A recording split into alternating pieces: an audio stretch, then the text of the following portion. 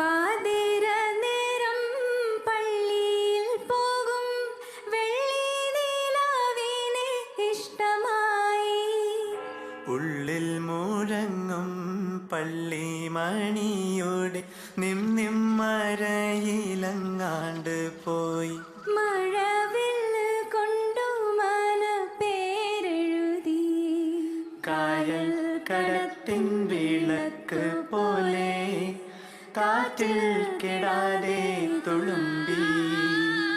ഈ സോളമനും ശോഷണയും കണ്ടുമുട്ടി പണ്ടേ. മാമോദിസ